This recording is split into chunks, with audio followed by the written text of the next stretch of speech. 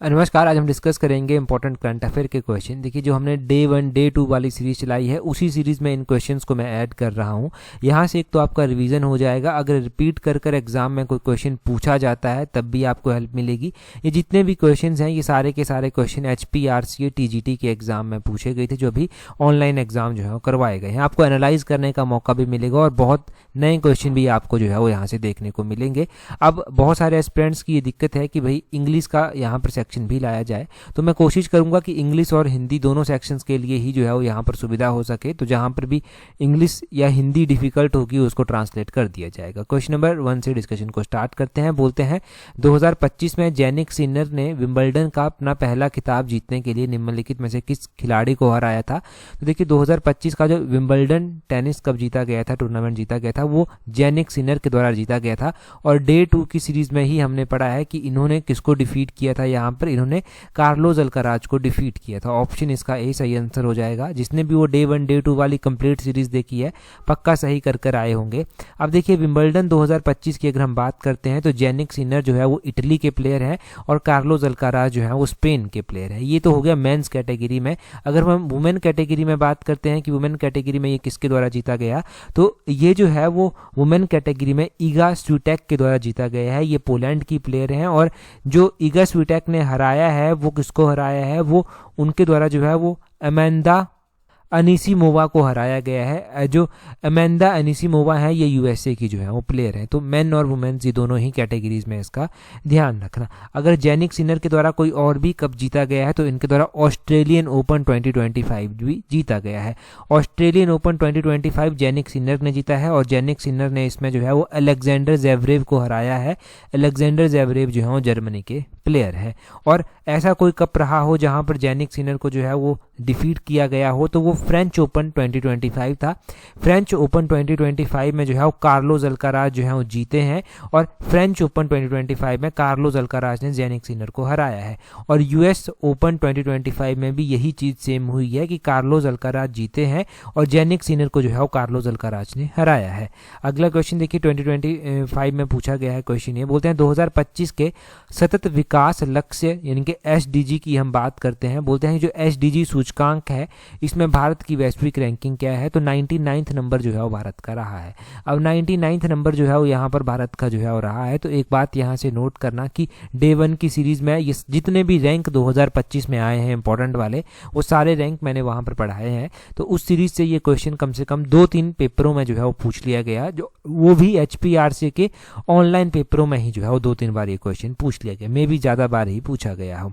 अगला क्वेश्चन देखेंगे हमारे पास क्या पूछा गया है। बोलते हैं अगस्त 2025 में प्रस्तावित किस संवैधानिक संशोधन विधेयक में गंभीर अपराधों के लिए गिरफ्तार मंत्रियों को हटाने की मांग की गई है। तो ये कौन सा संवैधानिक संशोधन है? ये है 130th इनके 130वीं जो है वो कॉन्स्टिट्यूशनल अमेंडमेंट है। कुछ दिन पहले ही मैं करंट अफेयर में जो है वो अमेंडमेंट पढ़ा रहा था, तो वो वहाँ पर हमने GST वाली अमेंडमेंट भी पढ़ी थी और ये 130वीं संशोधित जो 130वां संशोधन विधेयक था, 130वीं कॉन्स्टिट्यूशनल अमेंडमेंट थी, वो भी पढ़ी थी। इसमें हमने क्या क्या पढ़ा था कि ये जो बिल लाया गया है ना, ये बिल 130वीं कॉन्स्टिट्यूशनल अमेंडमेंट वाला बिल जो है ये लोकसभा में लाया गया था। और इस बिल से प्राइम मिनिस्टर हो गया, चीफ मिनिस्टर हो गया, कोई भी मिनिस्टर हो गया, स्टेट का, सेंटर का, किसी भी केंद्र शासित प्रदेश का, उनको जो है वो अगर 30 दिन तक कस्टडी में जो है वो रखा जाता है लगातार, और किसी सीरियस क्रिमिनल ऑफेंस में वो जो है वो ठहराए गए हैं जिम्मेदार, या फिर उसमें जो है वो उनको कस्टडी में रखा गया है, तो वो जो है वो वहाँ से रिमूव हो जाएंगे जिस भी पद पर वो हैं। अगर प्राइम मिनिस्टर हैं या चीफ मिनिस्टर हैं या मंत्री हैं या संतरी हैं, जो भी हैं वो उनको वहाँ से हटा दिया जाएगा। ठीक है जी। इस बिल के द्वारा जो है वो जो अमेंडमेंट्स की जाएंगी वो आर्टिकल नंबर 75 में की जाएंगी, आर्टिकल नंबर 164 में की जाएंगी और आर्टिकल नंबर 239AA में जो है वो की जाएंगी। ठीक है जी। तो ये आप जो है वो ध्यान रखना 130वीं नंबर की कॉन्स्टिट्यूशनल अमेंडमेंट पे। यहाँ से एक बार फिर से रिवीजन हुआ आपका। अगले क्वेश्चन में बोलते हैं 20वां G20 नेताओं का शिखर सम्मेलन 2025 कहाँ आयोजित जो है वो किया गया। तो बोलते हैं कि G20 जो 20वें नंबर का हुआ, बोलते हैं ये कहाँ पर जो है वो हुआ था। ये क्वेश्चन भी हमने डे 1 वाली सीरीज में ही पढ़ा था। ये जो है वो हमने पढ़ा था कि ये जोहान्सबर्ग में जो है वो हुआ था। जोहान्सबर्ग साउथ अफ्रीका में जो था ये हुआ था। हम बात करते हैं कि जब 2025 का तो अब हो गया है, ठीक है जी, 2026 अब चल पड़ा है। तो 2026 में जो है ये कौन सी कंट्री इसको होस्ट करने जा रही है, तो इसको यूनाइटेड स्टेट जो है वो होस्ट करने जा रहा है। वैसे तो देखो ट्रंप के द्वारा बहुत सारी इंटरनेशनल ऑर्गेनाइजेशन है जिनके साथ उन्होंने पंगा एक तरह से ले लिया है, परंतु G20 की जो समिट 2026 में है वो जो है वो यूनाइटेड स्टेट ही जो है वो होस्ट कर रहा है। क्या इंडिया G20 का मेंबर है, तो आपका आंसर होगा बिल्कुल हाँ, इंडिया जो है वो G20 का मेंबर है। और इंडिया के द्वारा G20 को जो है वो कब लास्ट टाइम होस्ट किया गया था, तो इंडिया ने जो है वो 18वें नंबर की G20 समिट को 2023 में जो है वो होस्ट किया था। तो ये भी ध्यान रखना कि इंडिया ने कब किया था, कई बार मैच करने को दे देते हैं तो आपको पता होना चाहिए। अगला क्वेश्चन देखते हैं हमारे पास क्या पूछा गया है। अगले क्वेश्चन में बोलते हैं नवंबर 2025 में भारत ब्रिटेन संयुक्त अभ्यास जो अजय वॉरियर है, यहाँ पर अंग्रेजी में लिखा भी गया है अजय वॉरियर 2025 का जो है वो बोलते हैं 8वां संस्करण भारत में निम्नलिखित में से किस राज्य में जो था वो हुआ था। तो अजय वॉरियर एक्सरसाइज हमने पढ़ी है कि ये इंडिया और ब्रिटेन के बीच में जो है वो होती है। अब यहाँ पर बेसिकली ये पूछ रहे हैं कि ये जो है वो कहाँ पर जो है वो एक्सरसाइज हुई, तो ये एक्सरसाइज जो है वो राजस्थान में जो है वो हुई। कहाँ पर? राजस्थान में हुई। अगर आप हमारी करंट अफेयर की P63 नंबर वाली सीरीज देखेंगे तो उसमें हमने ये पढ़ा है कि अजय वॉरियर एक्सरसाइज जो है वो अभी हुई है, और ये इसका शायद 8th एडिशन था, ये 10वां नहीं, हाँ 8वां ही एडिशन था इसका, ठीक है जी। ये 8वां एडिशन जो है वो राजस्थान में जो महाजन फील्ड फायरिंग रेंज है वहां पर जो है वो हुआ, ठीक है जी। और उसी क्वेश्चन में हमने एक और चीज ऐड की थी कि गरुड़ 25 एक्सरसाइज है वो भी जो है वो हुई, और गरुड़ 25 एक्सरसाइज जो है वो इंडिया और फ्रांस के बीच में जो है वो हुई। और मैंने वो भी बताया था कि ये कहाँ पर हुई थी गरुड़ एक्सरसाइज, तो वो फ्रांस में ही जो था वो हुई थी। अगला क्वेश्चन हम देखेंगे। अब देखिए क्वेश्चंस तो पूछे जा रहे हैं, डायरेक्टली इनडायरेक्टली पूछे जा रहे हैं। दिक्कत क्या है? दिक्कत है कि जो नोट्स नहीं बनाते, सिर्फ वीडियो सुनते हैं और वहीं से काम चलाते हैं, वहाँ पर दिक्कत हो जाती है। नोट्स बनाना और उनको एटलीस्ट 2-3 बार पेपर से पहले रिवाइज करना ये बहुत ज़्यादा ज़रूरी है। तो कोशिश करें इन चीज़ों को अपडेट करने की, तभी फ़ायदा मिल पाएगा। अभी ADU का रिजल्ट अगर आपने देखा होगा एग्रीकल्चर डेवलपमेंट ऑफिसर का, तो वहाँ पर भी पॉजिटिव रिजल्ट काफ़ी रहा है। मैंने उसके स्क्रीनशॉट भी आपके साथ शेयर किए थे, जो सिलेक्टेड एस्पिरेंट्स थे जिनके मैसेज हमें अभी तक आए थे। अगला क्वेश्चन देखिए क्या बोलते हैं। निम्नलिखित में से किन देशों के युग्मों ने नवंबर 2025 में आयोजित अभ्यास मित्र शक्ति, ये मित्र शक्ति एक्सरसाइज की बात की जा रही है, तो बोलते हैं मित्र शक्ति एक्सरसाइज में जो है वो किन कंट्रीज के द्वारा जो है वो भाग लिया गया। अगर हम मित्र शक्ति एक्सरसाइज की बात करते हैं कि किन कंट्रीज के द्वारा जो है वो इसमें भाग जो है वो लिया गया, तो इसमें इंडिया और श्रीलंका जो है वो पार्टिसिपेट जो है वो करते हैं। ये जो एक्सरसाइज है ना, मित्र वाली जो सीरीज है एक्सरसाइज की, ये मैंने सारी की सारी आपको बताई हुई है ताकि आपको कोई कंफ्यूजन ना हो। कौन कौन सी एक्सरसाइज हमने पढ़ी है? हमने मित्र शक्ति एक्सरसाइज जो है वो पढ़ रखी है कि एक इंडिया और श्रीलंका के बीच में होती है। एक हमने एक्सरसाइज अकेली शक्ति ही पढ़ रखी है जो इंडिया और फ्रांस के बीच में होती है। एक एक्सरसाइज गरुड़ शक्ति पढ़ रखी है, ये इंडिया और इंडोनेशिया के बीच में होती है। और भी एक्सरसाइज मैं बताऊं तो एक्सरसाइज सूर्य किरण होती है इंडिया और नेपाल के बीच में। एक्सरसाइज नोमैडिक एलिफेंट होती है इंडिया और मंगोलिया के बीच में। एक्सरसाइज संप्रीति होती है इंडिया और बांग्लादेश के बीच में। एक्सरसाइज इक्विवेरियन होती है इंडिया और मालदीव्स के बीच में। तो ये सारी एक्सरसाइजेज हमने पढ़ रखी हैं। अगला क्वेश्चन देखिए क्या बोलते हैं। अगले क्वेश्चन में बोलते हैं निम्नलिखित में से किन लोगों को 71 यानी कि 71वें राष्ट्रीय फिल्म पुरस्कारों में क्रमशः जवान और 12वीं फेल के लिए जो है वो बोलते हैं कि अवार्ड दिया गया। तो ये शाहरुख खान और विक्रांत मैसी को जो है वो दिया गया है। इसका ऑप्शन डी जो है वो सही आंसर हो जाएगा। यहाँ पर देखो 2-3 अगर आप बार बार पूछते हैं ना आपकी क्या पढ़ना चाहिए क्या नहीं पढ़ना चाहिए, तो एक बार जब पेपर में जाएंगे ना तो ये 71 नंबर के जो फिल्म अवार्ड हुए थे इनको एक बार खुद से पढ़ लेना जाने से पहले। हमने पढ़ा था कि कौन सी फिल्म जो था वो बेस्ट फीचर फिल्म जो था वो उसके लिए चुनी गई थी 71 फिल्म फेस्टिवल अवार्ड में, तो वो 12th फेल फिल्म को जो है वो चुना गया था। और हमने ये भी पढ़ा था कि कौन से जो है वो एक्टर हैं जिनको इसके लिए जो है वो बोलते हैं, इनको जो है ना वो बेस्ट एक्टर का अवार्ड जो है वो दिया गया है। शाहरुख खान को जवान फिल्म के लिए और विक्रांत मैसी को जो है वो 12th फेल के लिए दिया गया है। तो आपने एक बार ऐसा करना है कि जो 71 नेशनल अवार्ड है, नेशनल फिल्म अवार्ड है, इनको एक बार फिर से पढ़ लेना है। वैसे मोटे तौर पर मैं रिवाइज करवा देता हूँ। Best feature film 12th fail आई है। बेस्ट एक्टर शाहरुख खान जवान के लिए, विक्रांत मैसी 12th फेल के लिए है। बेस्ट जो एक्ट्रेस आई है वो रानी मुखर्जी आई है, Mrs Chatterjee versus Norway film के लिए आई है। बेस्ट पॉपुलर फिल्म जो है वो एक बेस्ट फीचर्ड फिल्म है, एक बेस्ट पॉपुलर फिल्म है।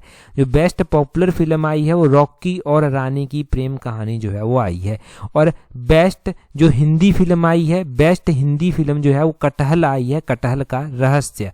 और जो बेस्ट निर्देशन के लिए मतलब डायरेक्शन के लिए कोई आई है फिल्म, तो वो जो है वो कौन सी आई है, वो सुदीप्तो सेन की जो है वो द केरल स्टोरी जो है वो आई है।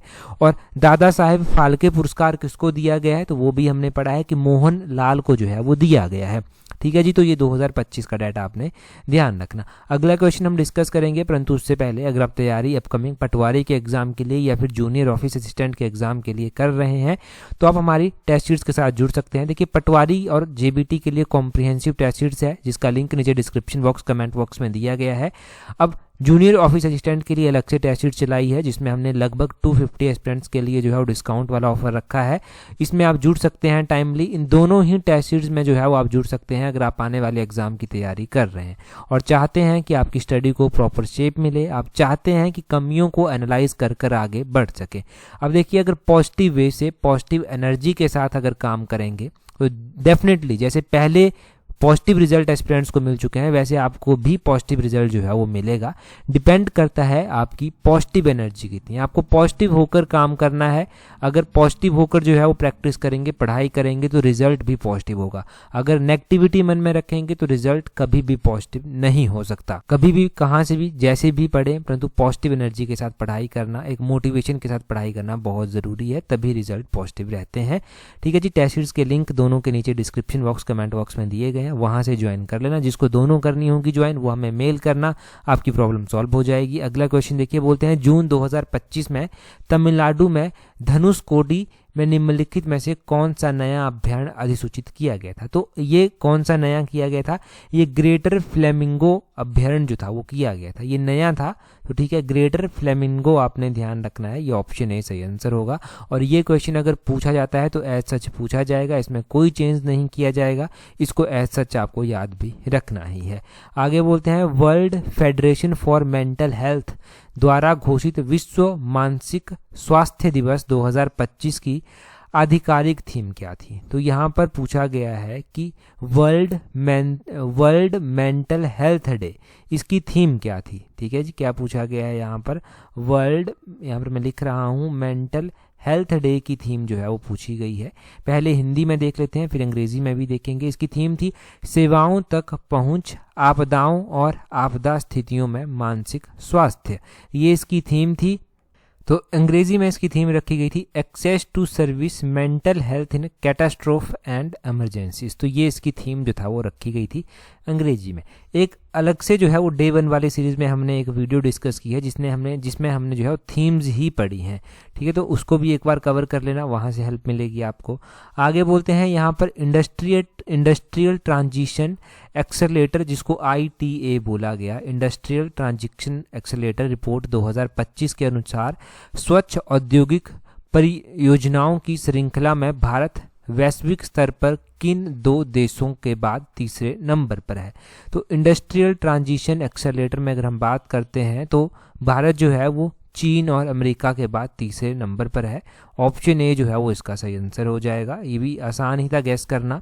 आगे बोलते हैं, आसियान विजन 2025 का प्रस्ताव किस आसियान दस्तावेज में सबसे पहले रखा गया था। तो ये आसियान बेसिकली जो है वो सिलेबस में भी मेंशन किया गया है। तो जो जैसे कि आसियान हो गया, सार्क हो गया, ये सिलेबस में मेंशन है, ब्रिक्स हो गया, ये सिलेबस में मेंशन है, तो इनके बारे में ज़्यादा पढ़ना ज़रूरी था TGT आर्ट्स वाले एस्पिरेंट्स के लिए।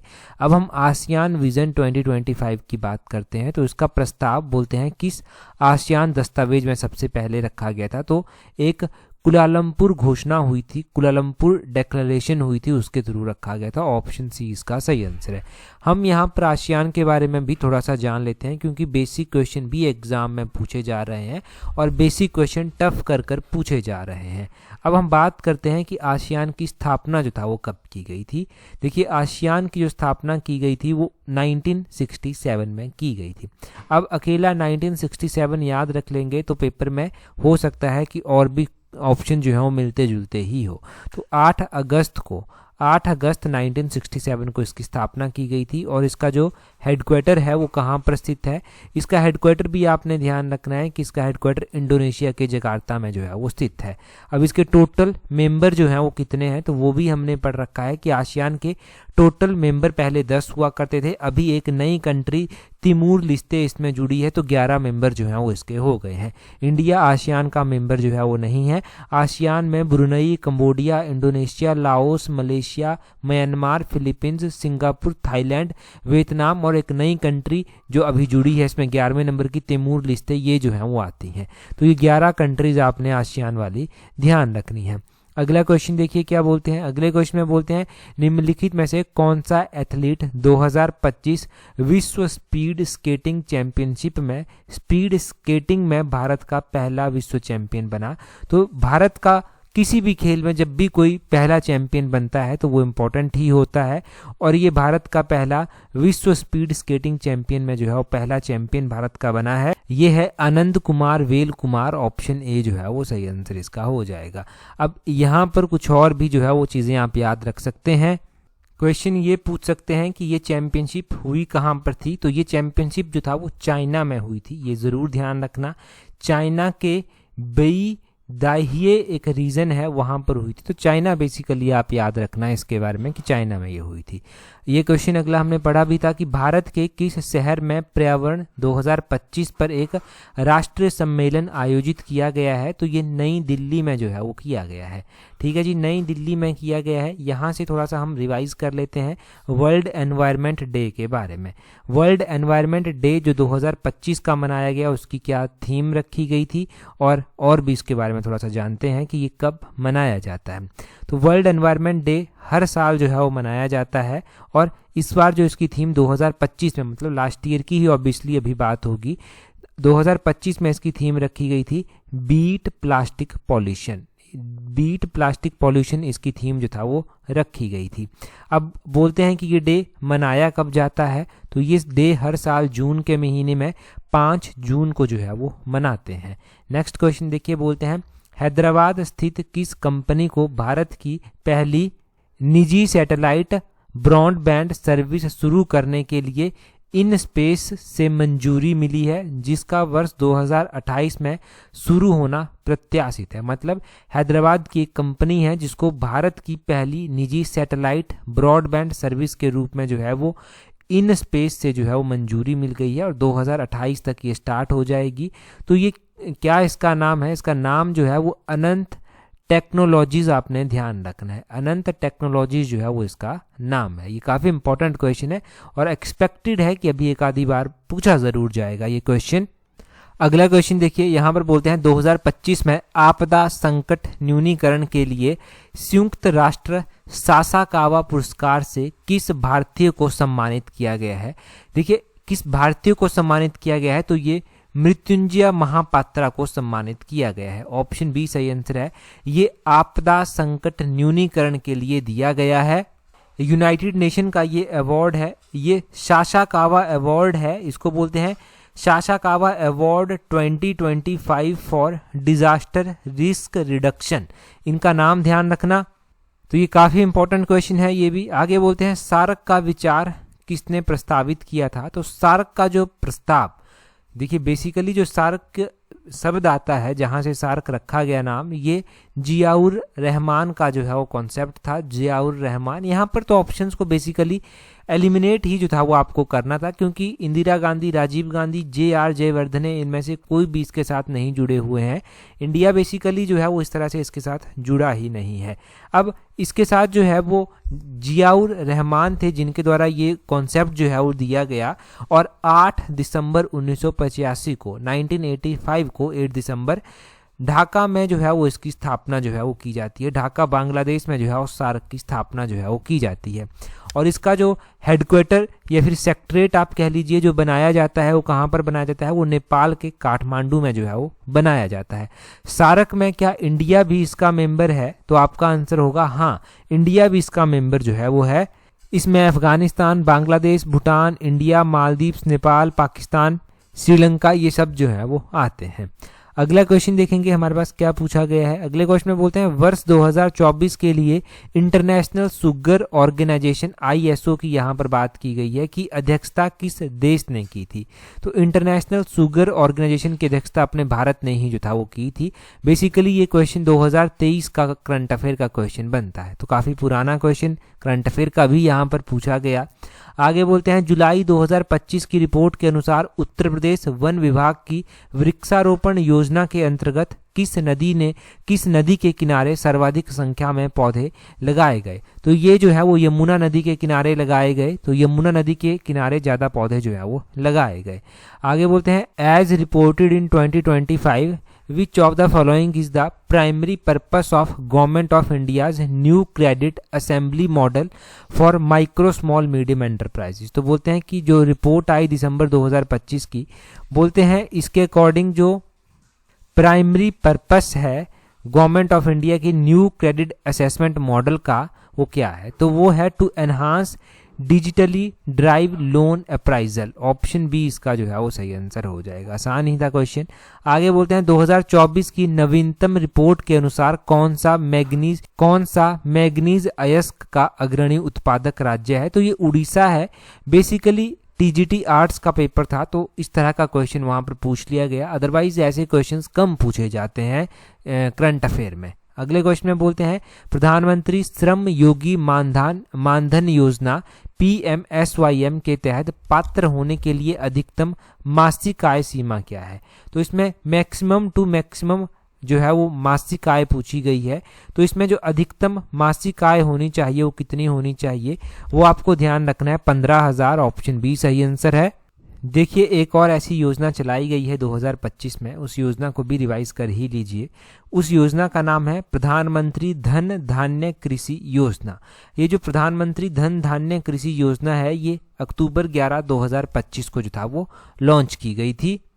ये जो PM धन धान्य कृषि योजना चलाई गई है, इसका टारगेट ये रखा गया है कि भारत में जो है वो ऐसे जिले 100 कम से कम ऐसे जिले जो है वो ढूंढने हैं जहां पर कम उत्पादकता जो है वो होती है, और उन जिलों में जो है वो कृषि विकास को जो है वो बढ़ावा देना है ताकि किसानों की आय वहां पर बढ़ सके और फसल उत्पादकता भी जो है वो बढ़ सके। ठीक है जी, तो ये भी आपने एक योजना नहीं याद रखनी है। अच्छा, इसके अलावा जनधन योजना है सरकार की जो 2014 में लॉन्च की गई थी। 28 अगस्त 2014 को ये लॉन्च हुई थी। मेक इन इंडिया 25 सितंबर 2014 को, स्वच्छ भारत मिशन 2 अक्टूबर 2014 को, और बेटी बचाओ बेटी पढ़ाओ 22 जनवरी 2015 को। उज्ज्वला योजना 2015 में ही लॉन्च हुई थी। स्मार्ट सिटी प्रोजेक्ट चलाया गया था सरकार का 25 जून 2015 को। तो मैं इतने से ही बताता हूँ आपको, और बाकी तो लेटेस्ट वन मैंने आपको बता ही दिया। इससे पहले 2023 में PM विश्वकर्मा योजना भी एक आई थी। ये जो PM विश्वकर्मा योजना थी ये 17 सितंबर 2023 को जो था वो लॉन्च की गई थी। ठीक है जी, तो इस तरह की योजनाएं आप ध्यान रखना कि ये योजनाएं जो है सरकार के द्वारा चलाई गई हैं, इनके ऊपर क्वेश्चन जो है वो बन सकते हैं। अच्छा, आप कमेंट कर मुझे बताइए कि वर्ल्ड प्रेस फ्रीडम इंडेक्स 2025 निकाला गया। वर्ल्ड प्रेस फ्रीडम इंडेक्स में जो है वो भारत का क्या रैंक है और टॉप की कंट्री यहाँ पर जो है वो कौन सी है, ये आप कमेंट कर जो है वो बता दीजिए। अभी तो हमने कुछ एक शिफ्टों के ही करंट अफेयर डिस्कस किए हैं, कम से कम 5-6 शिफ्टें हमने एनालाइज कर ली हैं।